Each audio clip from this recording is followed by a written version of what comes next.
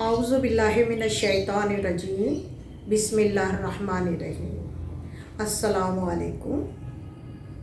मेरा पाक परवरदिगार आलम आप सब लोगों को, जो मुझे सुन रहे हैं और मुझे देख रहे हैं, उन सब लोगों को आसमानी और ज़मीनी आफात से महफूज रखे, आमीन। मेरा नाम मोना है, मैं पाकिस्तानी हूँ। मेरी उम्र 65 साल है। बहुत सारी चीज़ें ऐसी थी मेरे दिल के अंदर जो मैं लोगों से कहना चाहती थी, लेकिन मैं कह नहीं पाती थी किसी से भी। फिर मैंने सोचा कि क्यों नहीं अपनी वीडियो बनाऊं।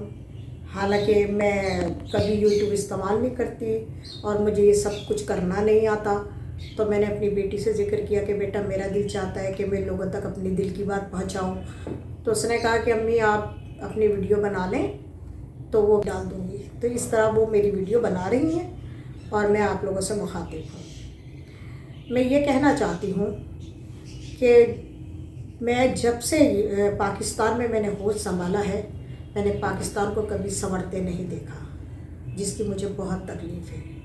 मेरे वालिद साहब बहुत ईमानदार आदमी थे, गवर्नमेंट बड़े ऑफिसर थे और मैं उनकी बेटी हूँ।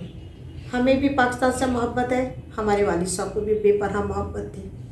बहुत छोटी सी मिसाल दे रही हूँ आपको कि बचपना कितना छोटा होता है, और मैं आपको उसकी मिसाल दे रही हूँ कि जब मैं पाकिस्तान दादी के पास आया करती थी, क्योंकि मेरे वालिद के ट्रांसफ़र होते थे जगह जगह मुल्कों में, तो मेरी दादी और मेरी फुफियाँ मुझे BP की टॉफ़ियाँ और यूनियन के बिस्किट्स या डब्बे वगैरह हमें दिया करती थी, और हम चले जाते थे लेके।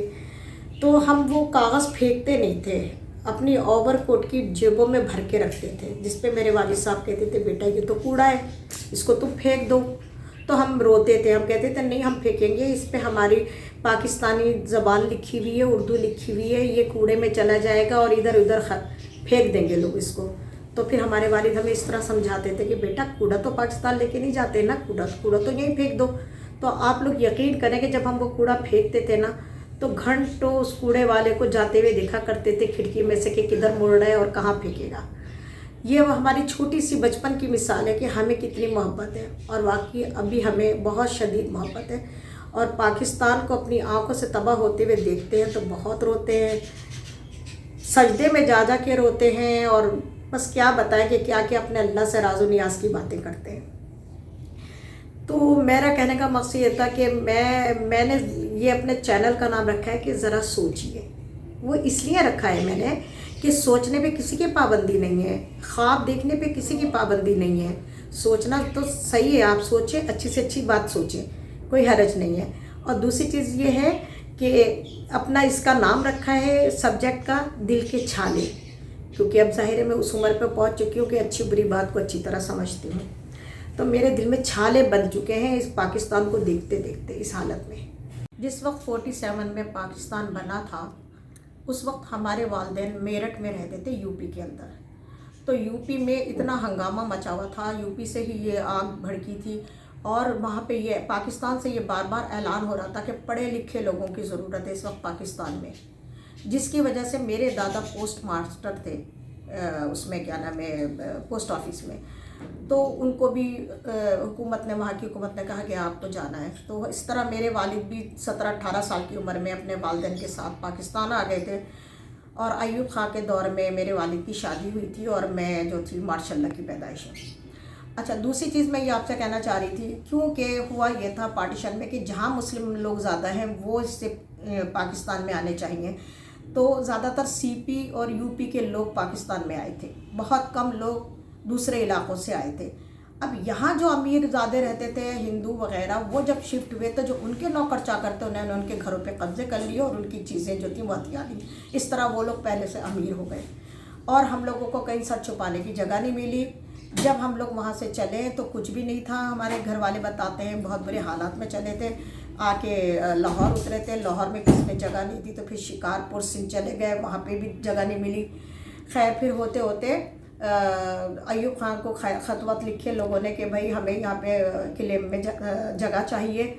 तो उसका ये जवाब था अयूब खान का कि UP CP बंटवारे में नहीं आया, तो इसलिए पंजाब से जो लोग आए वो पंजाब में बस गए, जो राजस्थान सिंध से आए वो सिंध में बस गए। तो महाजिरों को उसने कहा कि आप क्योंकि उर्दू स्पीकिंग महाजिर हैं तो आपको दरिया के समंदर के किनारे बसाया जाए। تو سمندر کے کنارے یہ کراچی تھا، تو یہاں پہ خاک اڑتی تھی بہت سے علاقوں میں، سارے علاقوں میں تو نہیں، کیونکہ یہاں پہ امیر انگریز رہتے تھے، اور جو یہاں مسلمان تھے وہ تھے دھوبی نائی اور گھوڑے گدھے نہلانے والے، ان کے ناخن کاٹنے والے گوروں کے، پڑھے لکھے لوگ نہیں تھے، اسی لیے اعلان کیا گیا تھا کہ پڑھا لکھا طبقہ آئے، اس لیے میرے دادا اور جانے کتنے ہزاروں لوگ جو تھے وہ پاکستان میں ہجرت کر آئے، لیکن ہمیں یہاں کچھ نہیں ملا۔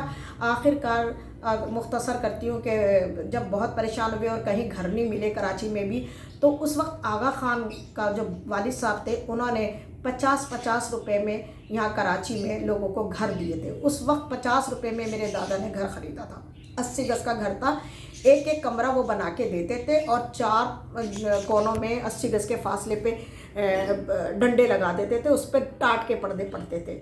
ہماری دادی پھوپھیاں بتاتی ہیں کہ جب ہم آٹا گونتے تھے تو مٹی آتی تھی، کرکر آتی تھی اس کے اندر۔ خیر مختصر یہ ہے کہ سب کچھ تو ہم نے یہاں کے مسلمانوں کو تو ہم نے آزادی دلائی نا آ کر، اور ہمارا ہی کوئی حق نہیں ہے، ہمارا کوٹا سسٹم نہیں ہے۔ ہمارے جو جوان تھے وہ جو پڑھے لکھے آئے تھے وہ تو مرکب گئے، ان کی اولاد کو پڑھنے نہیں دیا گیا، کیونکہ یہاں سب سے زیادہ سیاست کھیلی گئی، اور مہاجروں کو بالکل ایسا کر دیا گیا کہ بالکل جاہل جٹ پان چھالیا گٹکا کھانے والے کر دیے گئے۔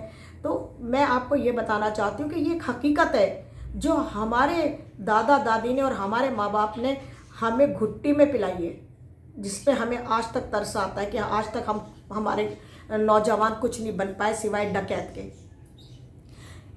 تو میں یہی کہنا چاہتی ہوں کہ شروع سے پاکستان کی یہ سیاست تھی کہ جو لوگ پاکستان کو آزاد دیکھنا نہیں چاہتے تھے، جو نہیں چاہتے تھے کہ پاکستان بنے، ان میں سے کچھ لوگ آج بھی قائد اعظم کو برا بھلا کہہ دیتے ہیں، اور وہ بالکل مخالف ہیں کہ انڈیا سے الگ کیوں ہوئے، اور وہ آج بھی انڈیا کی طرف جھکتے ہیں۔ کلام پاک کہتا ہے مشرک اور کافر آپ کے دوست نہیں ہیں، پھر بھی ہم قرآن کے الٹ چل رہے ہیں۔